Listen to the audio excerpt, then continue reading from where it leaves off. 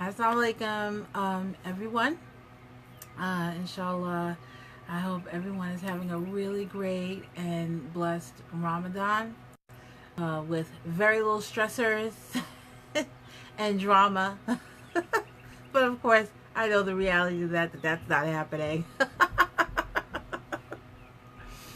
Okay, so I wanted to do this live. I'm going to try and keep it short. Okay, I'm going to try and stay still because I think my thing is acting up again. It happens to me quite a bit. And you may hear people because I did not tell them no, I was going to be doing a live. I did not tell them. Can you close my door? Thank you. I tell the people. All right. All right. So I'm going to end up probably editing this because this is a special live that I'm doing for my girls and heart women and girls. I am a huge fan of the great work that they do with sexual health awareness, sexual abuse awareness, and everything like that. And so I wanted to do this live. I was asked to do this live particularly about something that should not be a controversy, but somehow it is. Okay, so and that is the Black Iftars that have been going on during the month of Ramadan. I think they're almost all done. I'm not sure though. And hold on, ice cream man during Ramadan, right? just the thing to remind you that you're hungry. Okay, so I wanted to talk about that very, very quickly because I have been doing what I thought that I pretty much planned not to do, and that is to kind of dig into this and kind of get into little tiny scuffles and stuff like that with people. But I think what has been happening with the Black Iftars are very, very important, and there's been a lot of hateration, okay, about them from non-Black Muslims and Black Muslims. And I know that they had it last year too, but it seems to be even worse now. And I think it's even worse now because there are more of them. And last year it started. There were two that I knew of, and that it started in Chicago, okay, by a Black Muslim woman. And I know that they had one in LA last year because LA had their second annual one. And this year, I put up a tweet I tweeted on Twitter, and I asked. I said, "Well, I know that they're having Black Iftars in Chicago and LA, and I named a couple of cities, and I asked where else. There were a whole lot of other cities. It's actually dotting the country. These Black Iftars, and for those who don't know what Black Iftars are, that they're Iftar events to break the fast, where people can come together and break the fast. It is to center Black Muslims, and the primary premise of it is to provide a safe space. It is very, very hard to navigate certain spaces for Black Muslims, and that's just the reality of it. I mean, it may be something where it's like you encounter a lot of bias and discrimination and anti-Blackness. Some Black Muslims have expressed the fact that if they're new to a Black Muslim community, they may be uncomfortable there as well. And so what the Black Iftars provide is this third space refuge, a place where you can go and that it's safer. There's not going to be as much of a tendency to encounter racial microaggressions or anything like that. And I know that some people kind of think, well, you're playing the victim there. First of all, that's very dismissive language, and that's what Republicans say. If Muslims are consistently talking about Islamophobia, anti-Muslim bigotry, and hate crimes against Muslims, when we're talking about that, then we're playing victims too. I mean, really. But it's really it's very, very hard, and it's very, very wearing, and it's very, very damaging to your spirituality. Ramadan is a spiritual month.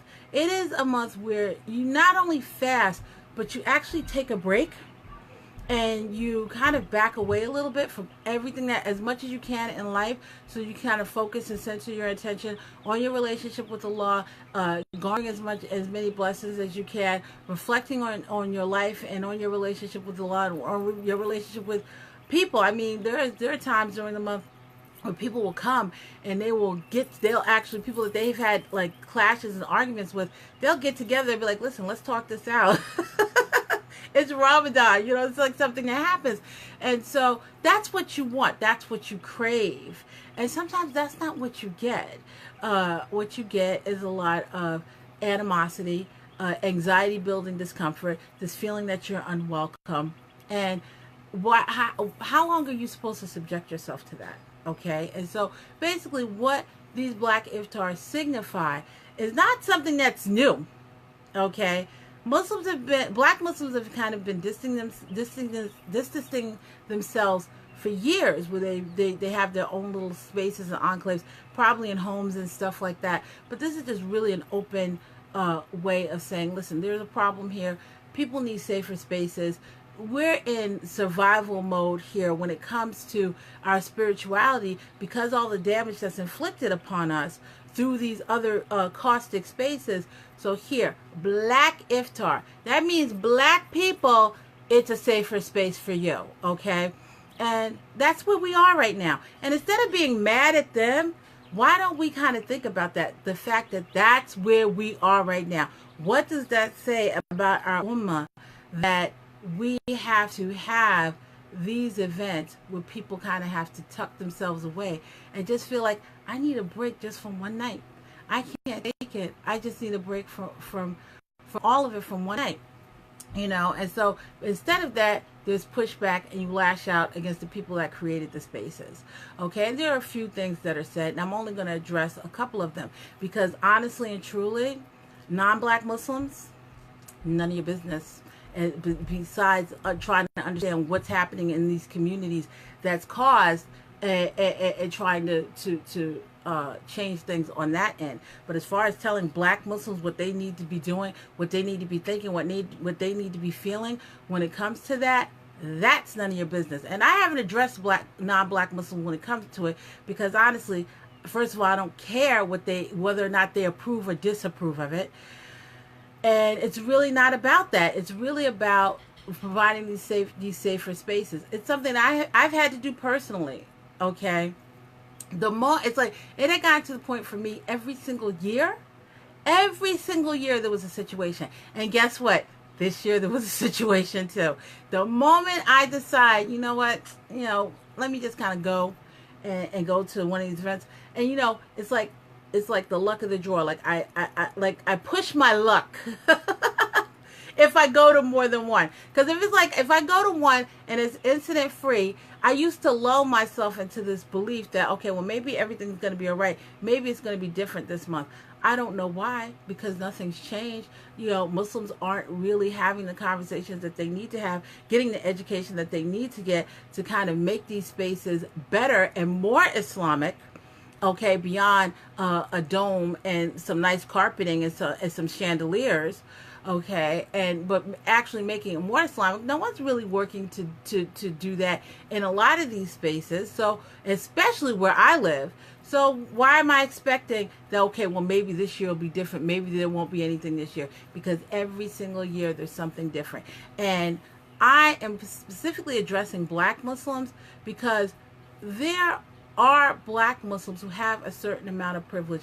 If they're in a majority Black Muslim community, if they grew up in a majority Black Muslim community, if they've been insulated in a Black Muslim community, really to lash out at people because they are tired of being treated a certain way, where they don't have the same privilege that you have.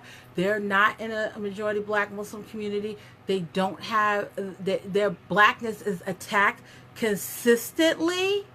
Okay, in the Muslim community that they're in, they're battle weary, they're beaten down. And to turn around and say, we're so beaten down that we just need one night to have a break from it, and to turn around and have their own Black Muslim co-religionists kind of lash at them and call them victims and degrade them and everything like that. Like, really, where's the mercy? you don't have any mercy for them.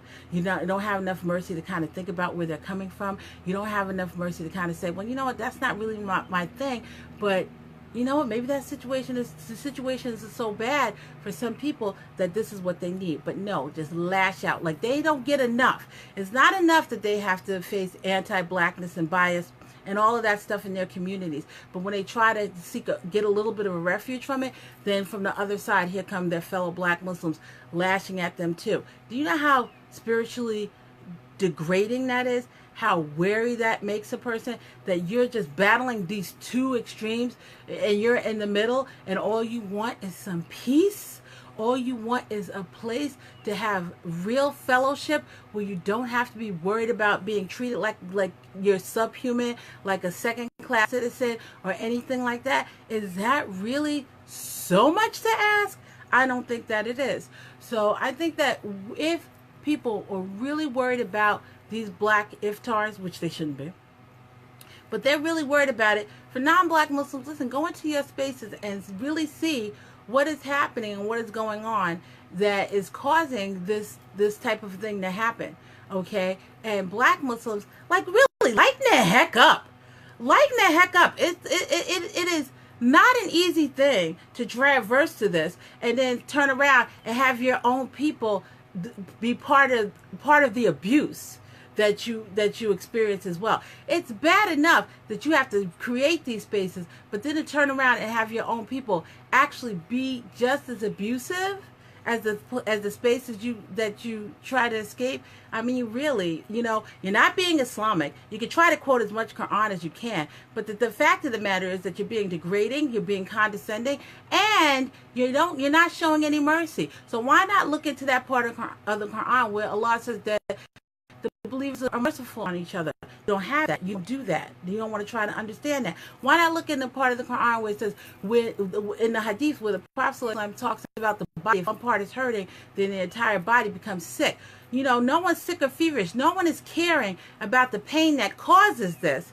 They're just looking at it and they're feeling a certain kind of way. And for people that are organizing these Black Iftars, whether it's kind of like an official thing where you're having an official event, or it's the same thing that's been happening anyway among Black Muslims who are living in diverse Muslim communities where the majority is either Arab or Desi, and they face a lot of discrimination, or even just and especially African Americans, where it's just like anybody and everybody's ready to just kind of trample on us.